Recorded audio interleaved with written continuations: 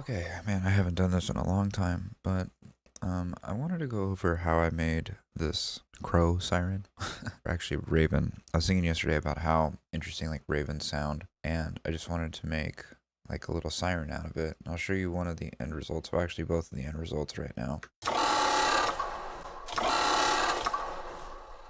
And then here's the other one. So the crazy thing about that is those are just all ravens. These are just raven sound effects, and I'll show you what they sound like one by one right now.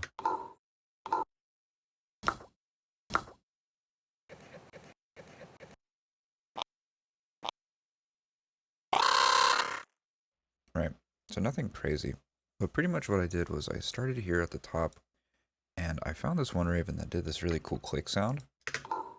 Apparently ravens make weird noises and I kind of wanted to like go through it. So just like you would with a regular channel, you want to filter out, then you want to compress, and then you want to color, right? That's how it always is. So I didn't feel like I needed to compress because it was pretty good, but I ended up cutting out quite a bit here just to get some of the low end out of the way, which really doesn't sound like it does much, but in the video there's a lot of noise. So just to clean it up, and then I automatically added some reverb to it. I mean, you can barely hear it. And honestly, to tell you the truth, when I added this reverb, this was an afterthought later because I had added all of these other plugins. I want it more poppy, and by the way, these are all free plugins. Kilohertz, Transient Shaper, best damn plugin I've ever had in my life. Added some pop, added some tail to it, and then I just went ahead and took it down, or I took it up in the frequency shifter. And right there, that just gives such a crazy sound. We added a little bit of delay to give it more of a atmosphere effect. And that just sounds creepy. Now, into bus 10 here, I did parallel compression, but I did it with more of like a aggressive distortion format of it. So as you can see, I'm taking out the high, I'm taking out the low, and just boosting this 1K, driving the bananas out of it. And then I've got practically the default settings for the flanger, and then adding that.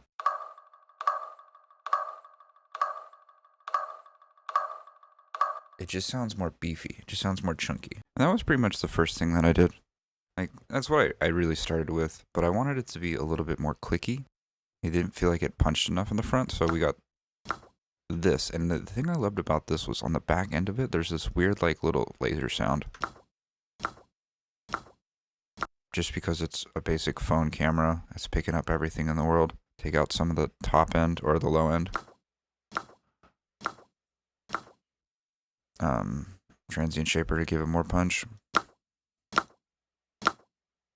But this time I took the sustain away, so I wanted to just to hit and go away.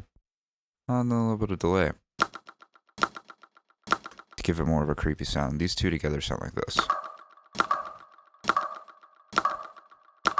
Okay, so before I talk about the wing here, I'm going to talk about this. This is a real simple part. That's the beginning of a crow, or a beginning of a caw, and I just distorted it to make it sound more synthetic together. Now, something that I did here that I really want to express is to make it not feel so repetitive. These are all over the place, right? I don't want this to sound like it's repetitive. And technically in Unity, I would randomize the start of this so it'd be easier to use with. But yeah, for the example here, I wanted to show you guys that making it unison feels cheap. Or not cheap, but fake. So then we have the wing here. And the wing is pretty interesting because I wanted something more rhythmic with the whole thing. So I found that sample and that rhythm pattern, and the first thing I did was, well, EQ the bananas out of it. Then, this is another free plugin, Noise Engineering. This is an amazing plugin. All I did was, well, no, that's a default setting that's there, but the center I put up all the way, and the doom I put up all the way, and this plugin just does magic. Big reverb.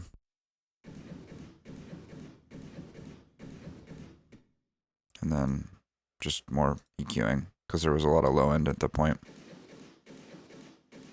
And then these all together here.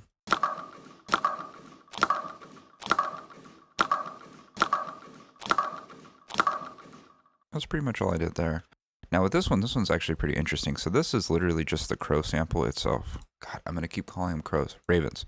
And all I did was I just dragged this in here, which you can just take any audio file and drag it down here and choose what you want to do. I put it in Alchemy Granular. And then I just lowered the speed, took the number of taps down, lowered the size, and then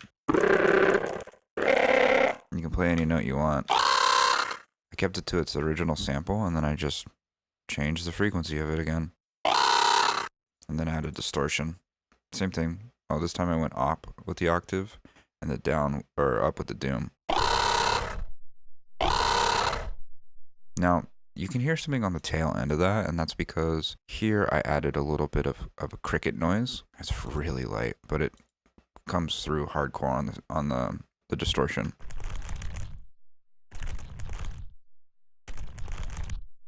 And if I take that off, it doesn't feel as beefy. The tail feels harder. The only other thing that I did here was I added a little bit of an envelope drop onto it, and then I just used the basics filter, added a bunch of distortion, added a little bit of resonance. Did I do any effects? Yeah, just distortion. Just distorted it. I did try some other stuff, but I didn't like it. Took the same sample and took it down an octave. And then that alone sounds like this. Which in theory sounds done, but we did a little bit more. So I summed these all into one bus here. This is the only plugin that is not free, but you can use any compressor you want. Pretty much the default settings for this compressor. Just make it feel like one unit. Now I'm starting to color with EQ.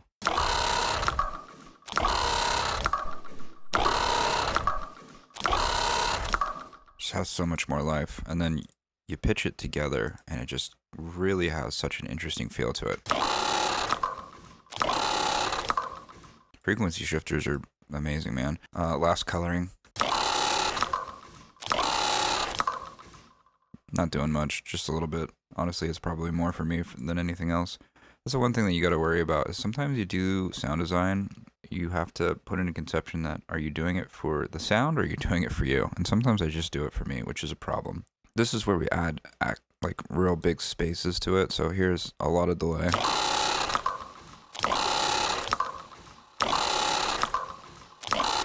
Take all the solos off so you can just hear the delay.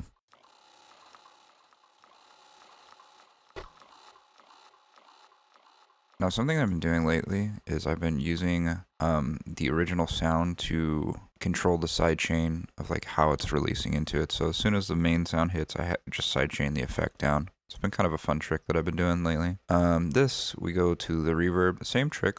I use Space Designer, one of the presets. Here's what it sounds like.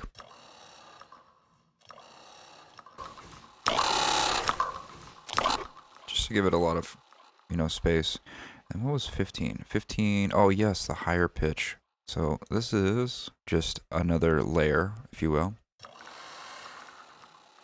And I raised it in the frequency shifter. I spread it out a lot, so it's a lot wider than the original sound. And I gave it a crazy amount of delay, just so it layers up to it. And now this just makes it chunkier.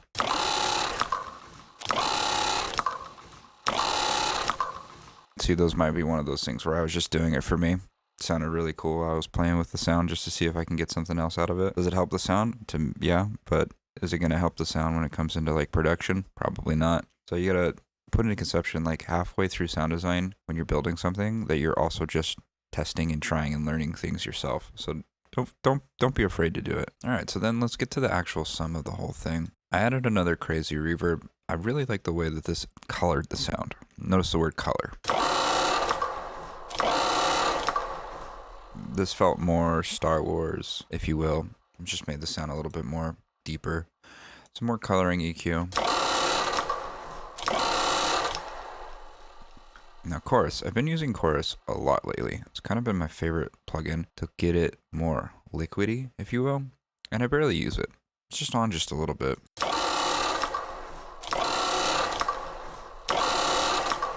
Feels like it's taming the mid-high frequencies, which gives it more of a color that I like.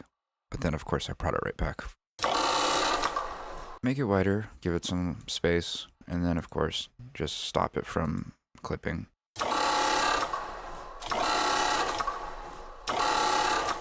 And there you go. Now, the cool thing is you can take the sound and you can bounce it out. So I took the same sample. Oh, wow, I have it actually going through the exact same chain. That's hilarious. Oh, yes, because when I bounced it out, it didn't have all of these settings, and I needed it to. So all I did here was take the same sample, I transposed it up 4, I added same thing, barely any chorus, but I made it an orange color, which is horrible. I also sped it up and slowed it down, and then going through that exact same chain with all the effects, it sounds like this. You know, so you get alterations. You make one sound, and then you take that sound and sample it out and make other sounds out of it. And yeah, it was pretty fun. All just Raven sound effects I found on YouTube. I'm not going to lie. I didn't go out and record them. I hope you guys learned something. Just remember that sound design's supposed to be fun. It's not supposed to be a pain. And you're supposed to just learn from the experience.